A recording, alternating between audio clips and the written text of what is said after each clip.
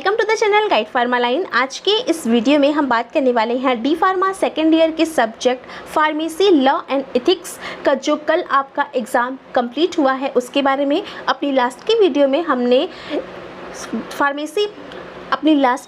हमने pharmacy law and ethics के objective question को सॉल्व किया था। तो कुछ स्टूडेंट्स की डिमांड थी कि हम इनके लॉन्ग क्वेश्चन और शॉर्ट क्वेश्चन के बारे में भी वीडियो बनाएं, तो आज की इस वीडियो में हम उसी टॉपिक पर डिस्कस करेंगे। तो चलिए आज की वीडियो को स्टार्ट करते हैं। तो ये जो फार्मेसी लॉ एंड एथिक्स का जो पार्ट 1 है वो है लॉन्ग क्वेश्चन का पार्ट। यहाँ पर आपको 6 क्वेश्चन को अटेम्प्ट करना था और सारे ही क्वेश्चन 5 मार्क्स कंटेनिंग थे। तो इस सेक्शन में हमारा जो पहला क्वेश्चन है वो है write a note on registration of the pharmacist. तो यहाँ पे आपको रजिस्ट्रेशन ऑफ द फार्मासिस्ट के बारे में लिखना है कि क्या फार्मासिस्ट का कैसे रजिस्ट्रेशन करवाया जाता है। जैसे कि अभी आप डिप्लोमा कर रहे हैं, आप इसका जब कोर्स कंप्लीट हो जाएगा तो आप किस तरीके से अपना रजिस्ट्रेशन करवाएंगे, उसके बाद आप एक रजिस्टर्ड फार्मासिस्ट बन जाएंगे। तो वो जो प्रोसीजर है, वो जो प्रोसेस है, यहाँ पे आपको उसको डिस्कस करना था कि स्टेट फार्मेसी काउंसिल में हम कैसे रजिस्ट्रेशन करवाते हैं, कैसे उसका वो प्रोसेस है, क्या चीज़ें होती हैं, ये यहाँ पे आपको डिटेल में लिखना था। नेक्स्ट क्वेश्चन है give the constitution and function of pharmacy council of India. तो यहाँ पर आपको ये लिखना है कि जो फार्मेसी काउंसिल ऑफ इंडिया है उसका कॉन्स्टिट्यूशन एंड फंक्शन क्या है। तो देखिए, जो फार्मेसी काउंसिल ऑफ इंडिया यानी कि PCI जो होता है, अगर हम बात करें all over the India, PCI का काम है जो भी एजुकेशनल रिक्वायरमेंट है फार्मेसी के लिए उसको फुलफ़िल करवाना, उसकी देख रेख करना कि प्रॉपर किसी भी इंस्टीट्यूट में प्रॉपर जो फार्मेसी के लिए जो भी रिक्वायरमेंट चाहिए वो है या नहीं है, इंस्टीट्यूट को अप्रूवल देना, उनको इस चीज़ का अप्रूवल देना कि वो इस कोर्स को कंडक्ट कर सकते हैं, यानी कि फार्मेसी के कोर्स को कंडक्ट कर सकते हैं। किसी भी नए इंस्टीट्यूट को अप्रूवल देना, जो भी इंस्टीट्यूट हैं पहले से ग्रांटेड उनके सारे ही जो क्राइटेरियाज़ हैं उनको फिर से चेक करना, टाइम टू टाइम चेक करना, सारी चीज़ों को फुलफ़िल किया जा रहा है कि नहीं, स्टडी प्रॉपर करवाई जा रही है कि नहीं, अकॉर्डिंग टू द नॉर्म्स सारी चीज़ें हो रही हैं या नहीं हो रही हैं। तो बेसिकली PCI का टोटल अगर हम काम बोलें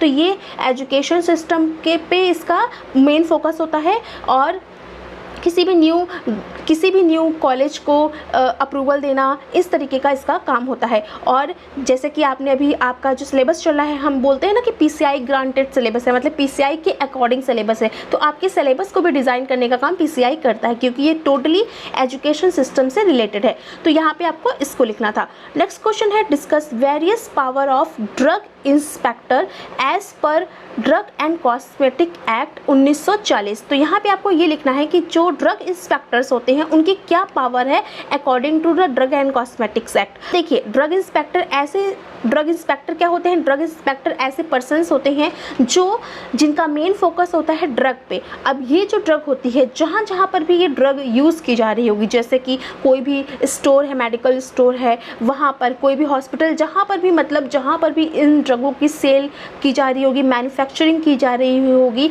वहाँ पर ये उन ड्रगों की सेल को चेक करना, उनके जो क्वालिटी है उसको चेक करना, किसी भी प्रोडक्ट को कहीं से भी उठा करके, मतलब किसी भी मेडिकल स्टोर से उठा करके उनको एनालाइज करवाना, उनकी क्वालिटी को चेक करना, ये सब काम ड्रग इंस्पेक्टर का होता है। इसके अलावा जो भी नए आपके मेडिकल स्टोर खुलते हैं तो उनके पूरे क्राइटेरिया को चेक करना कि उनके नॉर्म्स के अकॉर्डिंग उनका पूरा जो उन्होंने है उनका क्राइटेरिया फुलफिल हो रहा है या नहीं हो रहा है। तो ये सब काम ड्रग इंस्पेक्टर का होता है। तो यहाँ पर आपको उसको लिख देना था। नेक्स्ट क्वेश्चन है give the offence and the penalty under the narcotic drug and psychotropic substance act 1985। तो यहाँ पे आपको ये लिखना है कि जो narcotic drug and psychotropic substance act है उसके अकॉर्डिंग क्या ऑफेंस और पेनल्टीज होती हैं। तो नारकोटिक एंड साइकोट्रॉपिक जो ड्रग्स जो हमारे एक्ट है उसके अकॉर्डिंग नारकोटिक जो सब्सटेंस होते हैं उनको डिफरेंट जो प्रोडक्ट हैं उनको नारकोटिक सब्सटेंस की कैटेगरी में रखा गया है और हर प्रोडक्ट के अकॉर्डिंग ये इम्प्रिजनमेंट पेनल्टीज़ होती हैं। तो उनके प्रॉपर सेल पे, इंपोर्ट पे, एक्सपोर्ट पे, उनके कंजम्पशन पे डिफरेंट पेनल्टीज़ को लागू किया गया है अकॉर्डिंग टू द एक्ट। तो यहाँ पे आपको उसको डिटेल में लिख देना था कि अगर ओपीएम है तो उसके लिए क्या इम्प्रिजनमेंट है, उसके लिए क्या पेनल्टी होती है, अगर गांजा है तो उसके लिए क्या है, ये सब चीज़ें यहाँ पे आपको डिस्कस करनी थी। नेक्स्ट क्वेश्चन है what is the food safety officer, right the power of food safety officer. तो यहाँ पे आपको ये लिखना है कि जो फूड सेफ्टी ऑफिसर्स होते हैं वो क्या है, उनकी पावर्स क्या है। तो देखिए जैसे कि हम ड्रग इंस्पेक्टर बोलते हैं उसी तरीके से फूड सेफ्टी ऑफिसर्स होते हैं। ड्रग इंस्पेक्टर का काम होता है ड्रग पे अपना फोकस रखना, ड्रग की क्वालिटी को चेक करना, और फूड इंस्पेक्टर का काम होता है फूड पे फोकस करना, फूड की क्वालिटी को चेक करना, फूड पे पूरा उनका फोकस होता है। तो जैसे कि ड्रग इंस्पेक्टर का जो काम था वही फूड इंस्पेक्टर का भी काम होता है, लेकिन यहाँ पे जो मटेरियल है वो चेंज हो जा रहा है, वो वहाँ पे ड्रग है, यहाँ पे फूड है। तो फूड इंस्पेक्टर क्या करते हैं, जहाँ पर भी कोई भी फूड मटेरियल बन रहा है, कहीं पे भी उसकी सेलिंग हो रही है, इंपोर्ट हो रहा है, एक्सपोर्ट हो रहा है, तो जो भी है वहाँ पर उनके सैंपल को उठा करके उसको एनालाइज करवाना, उसकी क्वालिटीज़ को चेक करना, ये सब काम फूड इंस्पेक्टर का होता है। तो ये यहाँ पे आपको लिखना था। नेक्स्ट क्वेश्चन है तो ऑफिसर्स ये होते हैं, उनकी पावर क्या होती है, उनकी पावर क्या है। तो ऑफिसर्स में क्या लिखेंगे आप, ऑफिसर में यानी कि वो ऑफिसर्स जो फूड पे जिनका मेन फोकस होता है वो ऑफिसर्स हो गए, और उनका पावर यही है कि उन एजेंट्स उन सैंपल्स को उठाना, उनकी क्वांटिटी को चेक करना, जो भी एरियाज़ हैं जहाँ पे सेलिंग हो रही है, मैन्युफैक्चरिंग हो रही है, उनकी जो प्रॉपर जो है हाइजीन है कि नहीं है, इन सब चीज़ों को वहाँ पे चेक करने का काम फूड इंस्पेक्टर का होता है। तो यहाँ पे आपको इसको लिख देना था।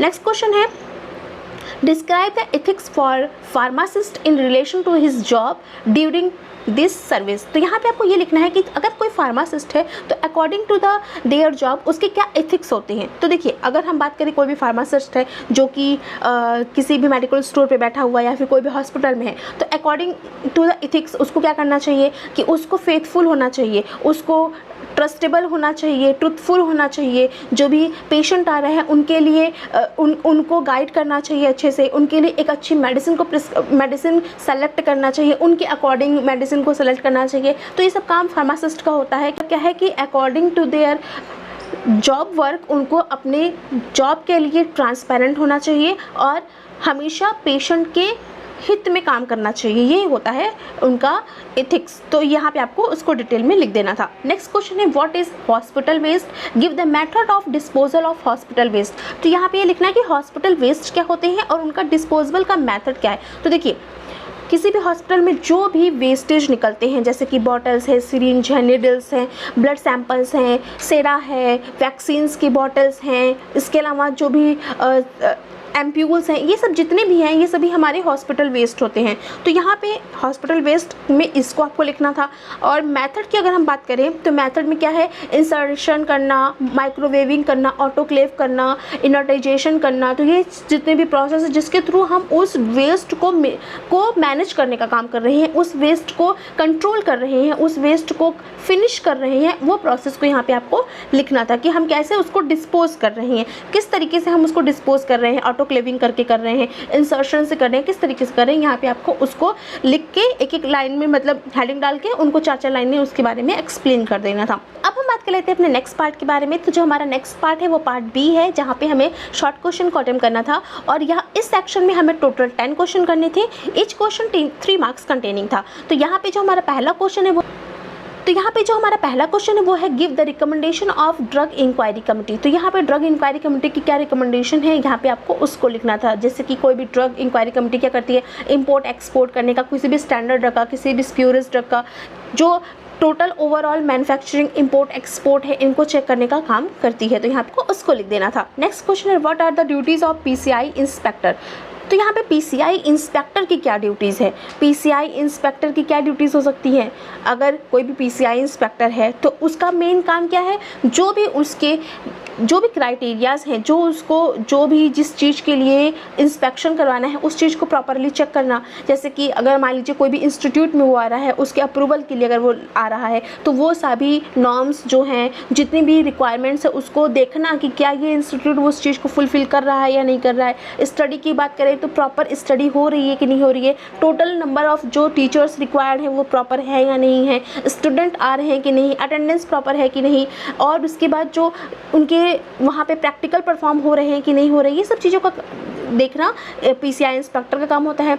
इसके अलावा जो उनका स्पेसिफिकेशन है, जितने भी क्राइटेरियाज जो भी हमारे डिफाइन किए गए हैं अकॉर्डिंग टू PCI, जो भी SIF में जो भी नॉर्म्स दिए होते हैं, जिस तरीके का जो भी साइज है कि किस बेंच मतलब कि क्लासरूम का क्या साइज होना चाहिए, कितना इस तरीके का जो भी मतलब उनका नॉर्म्स होता है, उस चीज़ को चेक करने का काम PCI इंस्पेक्टर करता है। तो यहाँ पे PCI इंस्पेक्टर की सारी ड्यूटीज़ होती हैं, यहाँ पे आपको उसको लिख देना था। मतलब टोटली पूरा एजुकेशनल पर्पस के लिए पूरा अगर आप देखेंगे तो एजुकेशन सिस्टम से पूरा रिलेटेड होता है PCI का इंस्पेक्टर। उसका मेन काम होता है किसी भी इंस्टीट्यूट को जो होता है ग्रांट करना, अप्रूवल ग्रांट करवाना, या फिर किसी भी इंस्टीट्यूट का अप्रूवल रिजेक्ट करने का काम भी PCI इंस्पेक्टर करते हैं। ठीक है, तो ये सब हो गया। नेक्स्ट क्वेश्चन है define the term as per drug and cosmetic act 1940। तो यहाँ पे आपको कुछ टर्म्स दिए गए हैं जिनको आपको according to the drug and cosmetic act define करना है। तो जो हमारा पहला है वो है ड्रग। तो according to the drug and cosmetic act drug क्या होती है? तो ड्रग क्या है? ऐसे कोई भी एजेंट्स जिसको हम internally and externally for the purpose of treatment, cure, prevention के लिए अगर हम यूज़ करते हैं तो उसे हम ड्रग बोलते हैं। तो यहाँ पे आपको ये लिख देना था। नेक्स्ट क्वेश्चन है कॉस्मेटिक्स। तो कॉस्मेटिक्स क्या होता है? तो कॉस्मेटिक्स ऐसे एजेंट्स होते हैं जो हम अप्लाई करते हैं ब्यूटीफाई करने के लिए, अपीयरेंस को बढ़ाने के लिए, ब्यूटिफिकेशन के लिए जो हम अप्लाई करते हैं चीज़ें, उनको हम कॉस्मेटिक्स की कैटेगरी में रखते हैं। तो यहाँ पे आपको उसको लिख देना था। सी है क्वालिफाइड पर्सन। तो according to the drug and cosmetic act qualified person क्या है? वो पर्सन जिसके पास पूरी की पूरी क्वालिफिकेशन हो फॉर द रजिस्टर्ड फार्मासिस्ट के लिए। तो रजिस्ट्रेशन के लिए अगर किसी भी पर्सन के पास पूरी क्वालिफिकेशन है तो वो एक रजिस्टर्ड फार्मासिस्ट बन सकता है और वो अपना रजिस्ट्रेशन स्टेट फार्मेसी काउंसिल में करवा सकता है। तो उसी पर्सन को हम बोलेंगे क्वालिफाइड पर्सन। तो यहाँ पे इसको लिख देना था। नेक्स्ट क्वेश्चन है write a note on schedule N. तो शेड्यूल एन क्या है? यहाँ पे आपको इसको एक्सप्लेन करना है। तो देखिए शेड्यूल एन क्या होता है? वो मिनिमम रिक्वायरमेंट जो किसी भी फार्मेसी को रन करने के लिए ज़रूरी होती है उसको हम बोलते हैं शेड्यूल एन। तो शेड्यूल एन में वो मिनिमम इक्विपमेंट की रिक्वायरमेंट होती है, जो भी इक्विपमेंट चाहिए, जो भी चीज़ें हमें चाहिए किसी भी फार्मेसी को रन कराने के लिए, उस मिनिमम रिक्वायरमेंट को हम शेड्यूल एन में रखते हैं। तो यहाँ पे आपको इसको डिटेल में लिख देना था। क्वेश्चन है write a note on loan licence. तो लोन लाइसेंस क्या होता है? तो देखिए लोन लाइसेंस यानी कि किसी के लाइसेंस को लोन पे ले करके काम करना। तो क्या होता है कि जब कुछ फार्मा कंपनीज होती हैं जिनके पास मैन्युफैक्चरिंग के लाइसेंस हैं, मतलब उनके पास उनके प्रोडक्ट के लाइसेंस है, बट वो क्या करती हैं अपने उस लाइसेंस को किसी अदर मैन्युफैक्चरिंग कंपनी को लोन पे दे करके अपने प्रोडक्ट को वहाँ पर बनवाती हैं, और वो प्रोडक्ट जो वो कंपनी बनाएगी वो अपने नाम से नहीं बनाएगी, वो उसी कंपनी के नाम से बनाएगी जिसका उसने लाइसेंस ले रखा है। ये होता है लोन लाइसेंस। तो नेक्स्ट क्वेश्चन है give the classes of advertisement which are prohibited under the drug and magic remedies objectionable advertisement act 1954। तो यहाँ पे ये बताना है आपको कि जो drug and magic remedies act है उसके अकॉर्डिंग हम किन चीज़ों का एडवर्टाइजमेंट प्रोहिबिटेड है, किन चीज़ों का एडवर्टाइजमेंट हम नहीं कर सकते। तो देखिए अगर हम बात करें ड्रग एंड मैजिक रेमेडीज़ की, तो अगर आप किसी भी ड्रग को ये प्रेजेंट कर रहे हो कि ये ड्रग, ये कोई भी ड्रग जो है, कोई भी एजेंट जो है किसी भी ड्रग को, किसी भी डिजीज़ को क्योर कर सकता है, उसको क्योर करने में, उसको डायग्नोस करने में कैपेबल है, या फिर उसको उस डिजीज़ के प्रिवेंशन में कैपेबल है, तो इस तरीके की आप advertisement according to the drug and magic remedy नहीं कर सकते हैं। तो यहाँ पे आपको उसको लिख देना था। तो नेक्स्ट क्वेश्चन है right the function of institutional animal ethical committee. तो यहाँ पे आपको ये बताना है कि जो इंस्टीट्यूशनल एनिमल एथिकल कमेटी है उसका क्या फंक्शन है। तो इस पे एक डिटेल वीडियो हमने अपने चैनल पे बनाई हुई है CPC SEA गाइडलाइन में। तो यहाँ पे आप अगर उसको देखे होंगे तो आपने इस क्वेश्चन को बहुत अच्छे से किया होगा। तो देखिए इंस्टीट्यूशनल एनिमल एथिकल कमेटी का काम होता है कि जो भी इंस्टीट्यूट में एनिमल यूज़ हो रहे हैं फॉर द रिसर्च पर्पस, उन पे अपना कंट्रोल रखना कि कितना एनिमल यूज़ हो रहे हैं, और उनके जो यूज़ है उनको मिनिमाइज़ करवाना, through out of the study उन एनिमल्स को चेक करना, उन पे अपना कंट्रोल रखना कि जिससे कि उनको किसी भी तरीके का कोई उनके पेन ना हो उनको। ठीक है, बेसिकली इसका काम होता है कि एनिमल एथिकल कमेटी का काम है कि एनिमल्स के बेनिफिट में काम करना, उनको लेस पेन प्रोवाइड करवाना। ठीक है, नेक्स्ट क्वेश्चन है right the main features of drug price control order 2013। तो यहाँ पे आपको ये बताना है कि जो ड्रग प्राइस कंट्रोल 2013 है उसका मेन फीचर क्या है। तो देखिए, जो आपकी इसेंशियल मेडिसिन लिस्ट है, जो कुछ लिस्ट गवर्नमेंट ने प्रिपेयर की है 250 या फिर कुछ समथिंग इस तरीके की, जो नंबर ऑफ़ द ड्रग्स हैं, उन ड्रगों के प्राइस को कंट्रोल करवाने का काम ये ड्रग प्राइस कंट्रोल करता है। क्योंकि ये जो ड्रग्स होती हैं लाइफ सेविंग ड्रग्स हैं, तो इसके प्राइस को कंट्रोल करना बहुत ही ज़रूरी होता है। तो ये जो ड्रग्स हैं इनके प्राइस को देखना, इनके प्राइस ज़्यादा बढ़े नहीं, इन सब चीज़ों को कंट्रोल करने का काम इस एक्ट में, इस ऑर्डर में किया जाता है। तो यहाँ पे आपको इसको लिख देना था। तो नेक्स्ट क्वेश्चन है what are the provision under which the RMP may terminate the pregnancy of a woman as per the MTP Act 1971। तो यहाँ पे आपको ये लिखना है कि वो कौन सा प्रोविज़न है जब कोई भी रजिस्टर्ड मेडिसिनल प्रैक्टिशनर किसी भी प्रेगनेंसी को टर्मिनेट कर सकता है according to the termination pregnancy act 1971। तो देखिए, कुछ कंडीशंस होती हैं जहाँ पर प्रेगनेंसी को टर्मिनेट करवाया जा सकता है, जैसे कि अगर फीमेल में कोई प्रॉब्लम क्रिएट हो जाए आफ्टर द बर्थ, जैसे कि कोई उसकी लाइफ सेविंग की बात हो, तो इस तरीके से कुछ कंडीशंस होती हैं वहाँ पे जो आरएमपी है वो टर्मिनेट कर सकता है प्रेगनेंसी को। तो यहाँ पे आपको उसको लिख देना था। तो नेक्स्ट क्वेश्चन है give the role of central drug standard control organisation. तो यहाँ पे आपको ये बताना है कि CDSCO का क्या रोल है। तो देखिए, किसी भी ड्रग के अप्रूवल में, किसी भी ड्रग के क्लिनिकल ट्रायल्स के कंडक्शन में CDSCO का काम होता है। तो यहाँ पे आपको उसको लिख देना था। नेक्स्ट क्वेश्चन है right the function of blood bank. तो यहाँ पे आपको ये लिखना है कि जो फंक्शन ऑफ ब्लड बैंक क्या है। तो ब्लड बैंक का क्या फंक्शन होता है। ब्लड बैंक का फंक्शन क्या है, जो ब्लड डोनर्स आ रहे हैं उनको, उनसे ब्लड को कलेक्ट करना, उन ब्लड को सेग्रीगेट करना, उनको प्रॉपर स्टोरेज प्रोवाइड कराना, उसके बाद उनके जो डायग्नोस करना कि मतलब किस तरीके का ब्लड है, ए है, बी है, इस तरीके का AB है, O है, वो उस ब्लड को चेक करना, उसके बाद उनकी प्रॉपर टेक केयर करना, इसके बाद जो भी टेस्टिंग होती है उनको टेस्टिंग करना, और जो कैंप वगैरह हैं उनको लगाना, टाइमली उन ब्लड को प्रोवाइड करवाना, किसी भी पेशेंट को, किसी भी पर्सन को प्रोवाइड कराने का काम ब्लड बैंक करता है। तो ये सभी फंक्शन ब्लड बैंक के होते हैं। तो इस तरीके से आपको इन सभी क्वेश्चंस के आंसर को लिखना था, क्योंकि पार्ट सी हम कल की वीडियो में डिस्कस कर चुके हैं। तो हम यहाँ पे सिर्फ A और B ही पार्ट को हमने यहाँ पे डिस्कस किया है। अगर आपने वो वीडियो नहीं देखी है तो आप चाहें तो वो वीडियो देख सकते हैं। तो आई होप आज का ये वीडियो आप सभी को समझ में आया होगा। मिलते हैं नेक्स्ट वीडियो में किसी और टॉपिक के साथ। तब तक के लिए अगर आपको किसी और टॉपिक पर वीडियो चाहिए तो कमेंट बॉक्स में लिखिए, हम उस पर वीडियो लाने की पूरी कोशिश करेंगे। मिलते हैं नेक्स्ट वीडियो में। Thank you.